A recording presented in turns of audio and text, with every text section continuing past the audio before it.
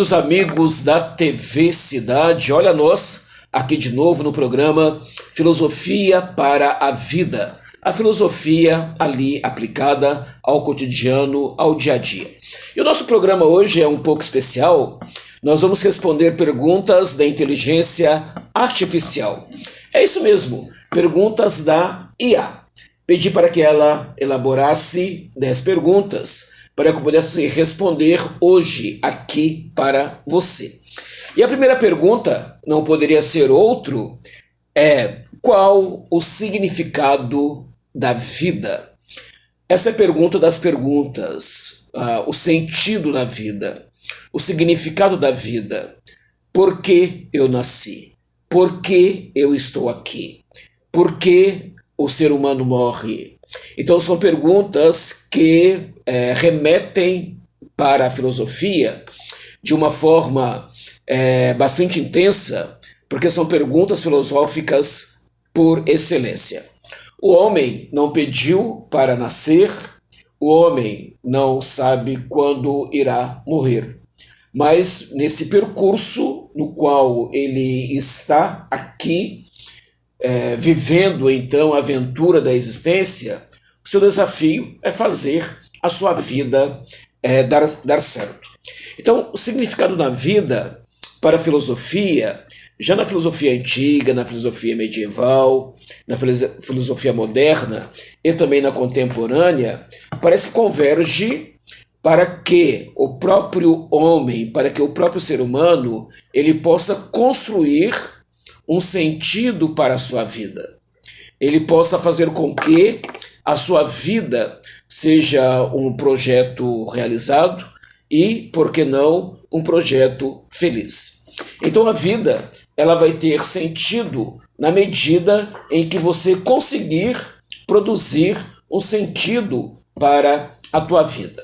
Para muitos esse sentido vem da própria fé, da religião, porque acreditam em Deus, têm fé em Deus e consideram que a sua vida está ali sendo conduzida por Deus. Mas tem outras pessoas que colocam sentido na vida na realização profissional, por exemplo. Então a vida tem sentido na medida em que eu me encontro na profissão que escolhi. Outras pessoas encontram sentido na vida naquilo que elas têm de hobby ou naquilo que elas têm de prazer em fazer. Então o sentido da vida está localizado ali. Então não existe, evidentemente, para o ser humano um único sentido para a vida. O que podemos afirmar que, pela filosofia, a vida humana sim tem sentido, mas terá o sentido que você conseguir construir para ela. A segunda pergunta que a IA nos traz hoje no nosso programa Filosofia para a Vida é muito interessante também.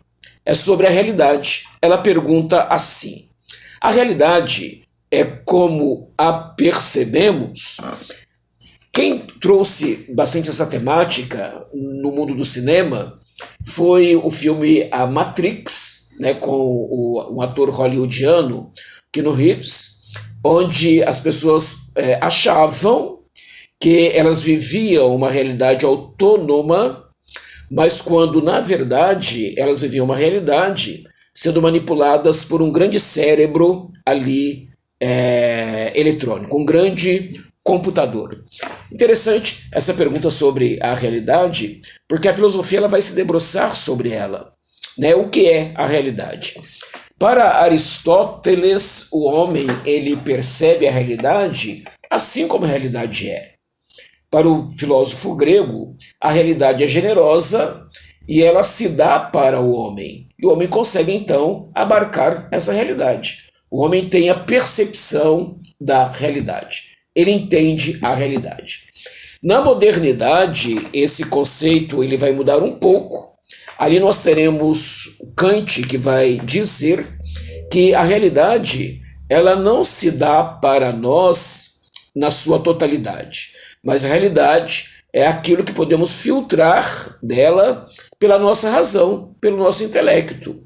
Nesse sentido, um filósofo espanhol, um grande pensador, José Ortega y Gasset, lendo Kant, ele vai dizer que em Kant o homem é fabricante de mundos, né? Porque o mundo no qual eu estou inserido, o mundo que eu percebo, é aquele mundo que eu fabrico através da minha própria mente, da minha razão, do meu intelecto. Então nós vamos ter essas diferenciações, essas variações na filosofia, né? Então alguns pensadores que dizem, não, nós de fato, né, percebemos a realidade como a realidade é, e outros que dirão assim, não se percebe a realidade como ela é, se percebe a realidade na medida das possibilidades do intelecto, do pensamento, da razão do próprio ser humano. A terceira pergunta é também bastante instigante, é sobre a liberdade, sobre o livre-arbítrio. A IA, ela pergunta, temos livre-arbítrio? O que você acha? O ser humano tem liberdade? Nós podemos dizer que nós somos pessoas livres? Heidegger vai dizer que a liberdade do ser humano está inscrita no próprio ser do ser humano que está aqui. Para Heidegger, o ser humano é chamado de Dasein, que significa ser aí. Então, na medida em que nós estamos no mundo, nós também vamos produzindo essa liberdade. Então, o ser aí é o homem que está jogado no mundo e que, por isso, né, nesse estar no mundo, ele se vale da liberdade e também da autonomia. Então em Heidegger, esse pensador alemão, o homem é um sujeito autônomo. O Sartre, também um outro existencialista, mais francês, ele vai dizer que o homem está condenado à liberdade. Então essa expressão do Sartre entra muito forte na tradição filosófica e também até na nossa cultura, né? Então o homem que ele só pode ser livre, ele não tem uma outra opção. E a gente constata isso nessa miríade de escolhas que o ser humano hoje ele pode fazer. Então o ser humano, para Sartre, é esse sujeito de decisões e de escolhas. Se antigamente o ser humano não tinha tantas escolhas assim para fazer, o mundo contemporâneo, o nosso século XXI, é o tempo das escolhas. O homem, então, é convidado a fazer as suas escolhas, a tomar as suas decisões nesse mar de opções e possibilidades que o homem tem. E ao invés desse fenômeno deixá-lo ainda mais livre, ocorrerá o contrário, né? Ele estará ali sempre obrigado no próximo momento a tomar mais uma decisão. E tendo na cabeça a questão se a última decisão que ele tomou foi a decisão certa ou não. Ou se de fato ele escolhendo B, se ele tivesse escolhido A, ele não seria mais feliz? Então, ter essa miríade de possibilidades e de decisões, de escolhas que o homem pode fazer, mais do que libertá-lo, acaba o deprimindo ainda mais. Uma outra pergunta, estamos na quarta pergunta, agora ainda um pouco ligada com a questão da liberdade, mas voltando agora para a moral, a IA pergunta então para nós hoje nesse programa: existe uma moral universal, ou seja, uma moral que sirva para todo mundo, uma moral que valha aqui para Taubaté e valha também lá para a China? Uma moral para o ser humano enquanto tal? É uma pergunta bastante desafiadora, porque hoje nós vivemos uma crise ética e também uma crise moral, justamente por isso, né, por conta desse fundamento da moral, desse fundamento da ética. Porque se eu falo de universal, de moral universal, é porque eu estou pretendendo também um fundamento ético, um fundamento moral que seja universal.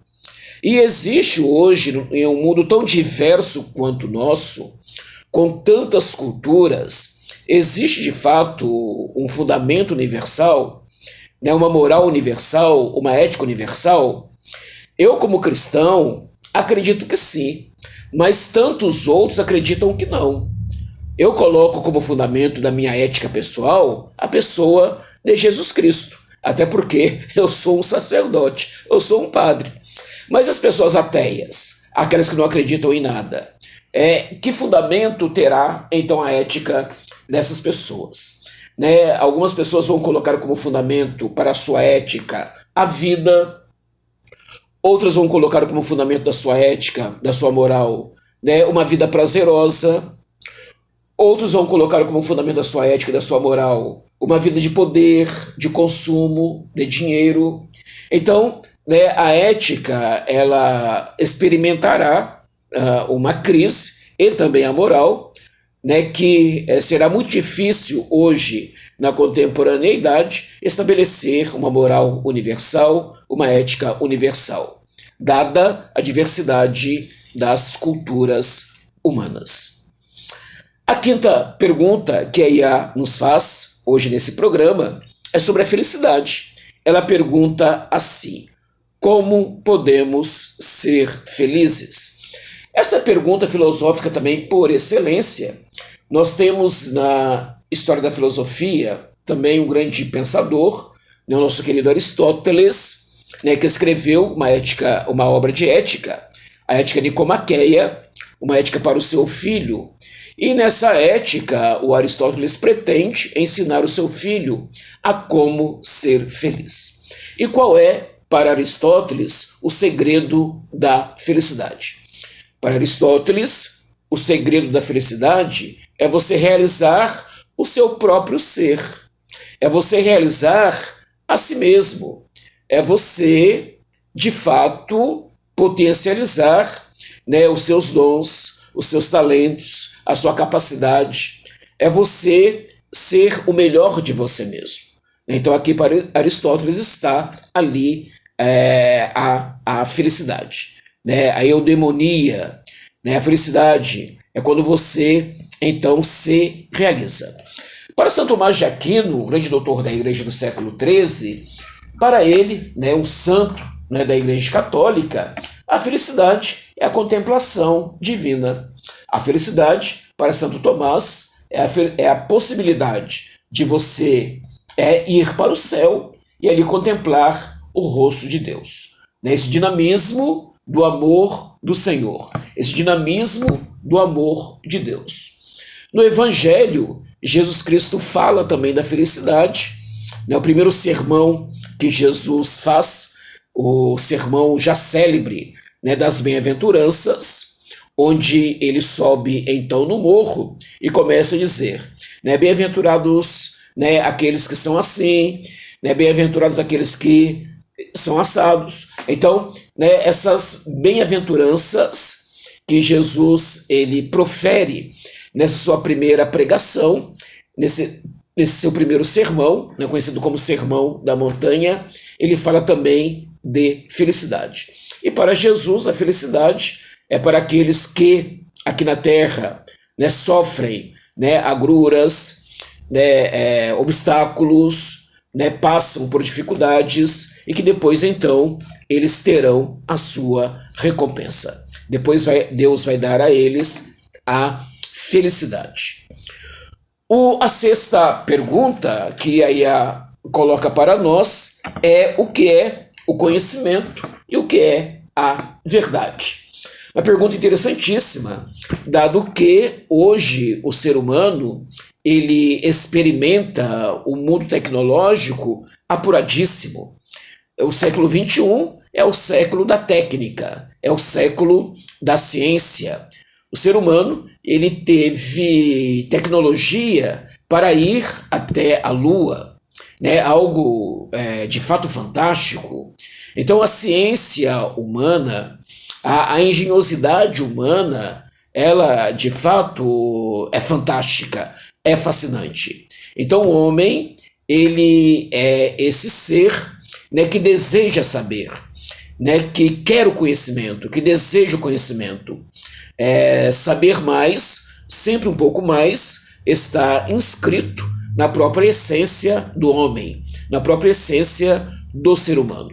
É claro que esse conhecimento ele foi aos poucos se desenvolvendo.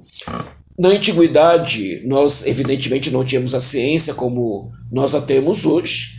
O ser humano ele procurava conhecer através dos mitos, e ali nós temos toda, né, uma tradição, né, mitológica, já a partir das civilizações antigas e depois também dos gregos.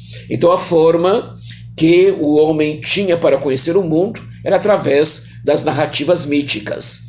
A filosofia ela vem mudar isso, né? Ela vai propor então para o conhecimento não o percurso mítico, mas um percurso racional. Então o ser humano ele tem a possibilidade de conhecer, de crescer na sua ciência através da sua razão, através da sua inteligência. Isso lá na antiguidade. Hoje nós temos aí o mundo, né, altamente tecnológico, temos já, né, grandes pessoas dizendo que podemos até colonizar outros planetas, né, porque a técnica, o progresso, que é o bem para o ser humano, acaba também tendo o seu mal, por conta de um progresso desmedido, que os recursos da Terra vão se esgotando. Nós estamos tendo aí, atualmente, nessa semana, a COP30, né, que trata exatamente desse assunto. Então, é necessário que o mundo da técnica, da ciência, tenha também uma ética, tenha também alguém que possa arbitrar até onde essa técnica, esse progresso, essa ciência, ela de fato pode se desenvolver para não colocar em risco a vida do próprio ser humano. A técnica, a ciência, tem seu lado positivo, é para a promoção da vida do ser humano, mas também tem o seu lado sombrio. Basta vermos agora essa tecnologia, né, que está sendo usado para as guerras, que aumentou muito o seu poder de matar pessoas, hoje através da questão dos drones. Então, a questão do conhecimento é sempre bastante polêmica, né, por conta disso. Conhecimento do ser humano que promove a vida pode também promover a morte e, no limite, a extinção do nosso próprio planeta. E a sétima pergunta que a IA coloca hoje para nós, uma pergunta aí bastante difícil e desafiadora, é o que acontece após a morte? Quem vai saber? Pelo que eu sei, ninguém que morreu voltou para dizer, né, o que acontece lá do outro lado. É claro que nós temos aqui toda uma tradição religiosa, não apenas cristã, mas também de outras religiões, né, que procuram, com ali a sua base teológica, prever o que acontece, né, após a morte. O que podemos dizer é que a morte é a única certeza. Santo Agostinho dizia com propriedade: quando uma criança nasce, você pode dizer se ela será feia ou bonita, pobre ou rica, gorda ou magra, mas você não pode dizer se ela vai morrer ou não, né? Porque a morte é a nossa única certeza. O cristianismo tem a sua resposta, né, sobretudo na religião católica, o que acontece após a morte. Não vou dizer aqui, né, porque é bastante complexo, mas sim, as religiões elas têm ali, né, as suas intuições do que acontece logo após a morte. E aí, convidaria então a nossa IA a se aprofundar ali no campo das religiões. A oitava pergunta, já caminhando para o final, o que é a justiça? Nós temos uma definição de justiça que vem lá do direito romano e que até hoje é usado, né, dado a sua eficácia. O que é justiça? É dar a cada um o seu. Então, justiça não é tratar de forma igual as pessoas desiguais, mas justiça é tratar de forma desigual as pessoas desiguais. É claro que se pretende uma justiça universal, né, que valha, né, para todos, isso sim, mas onde existe ali uma injustiça ou situações de injustiças muito grandes, então o peso, né, para corrigir essas distorções deve ser um peso diferente do que aquelas situações onde essas injustiças não acontecem. Então aqui está o sentido de tratar de forma desigual aquilo que é desigual. Evidentemente, em um lugar onde existe uma pobreza muito grande, a justiça a ser aplicada ali nesse lugar será diferente da justiça ser aplicada em um lugar onde essa pobreza ela não existe. Então é justo sim, né, o Estado ele atender aquelas pessoas que nada têm, ou que têm muito pouco, ou que não têm nada. Então aqui está o sentido da justiça, né, é dar a cada um aquilo que é o seu.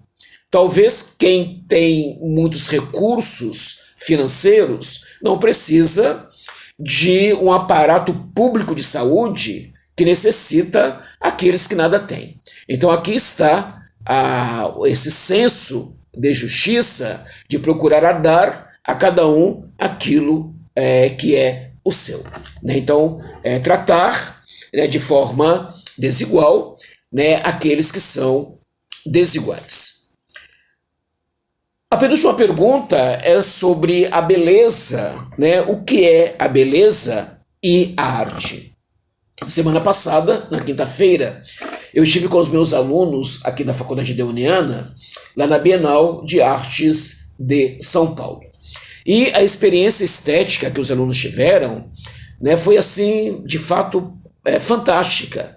Então, a beleza e a arte tem essa força de tocar também a essência do ser humano.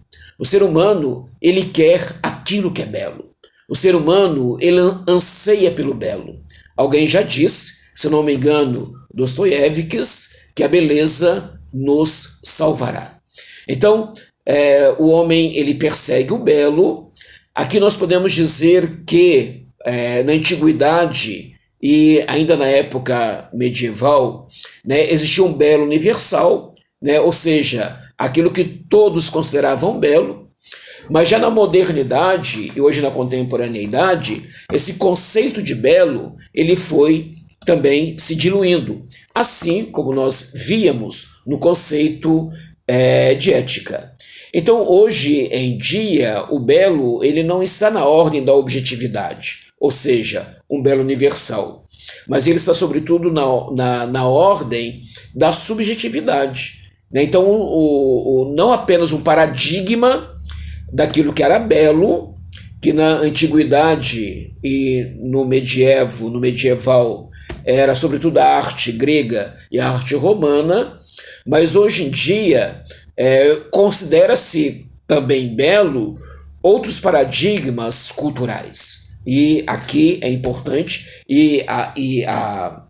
a nossa visita à Bienal de Artes nos ajudou muito a entender isso, né, porque é uma Bienal que nessa sua 36ª edição trabalha justamente isso, né, a diversidade no campo da beleza, a diversidade no campo da arte. Então, vale a pena uma visita na Bienal de Arte de São Paulo. Acho que fica em exposição até janeiro. Então, são 3 pavilhões de muitas instalações, artes, né? Você pode ali contratar uma visita guiada, alguém que vai te explicando também, né, o sentido ali da Bienal.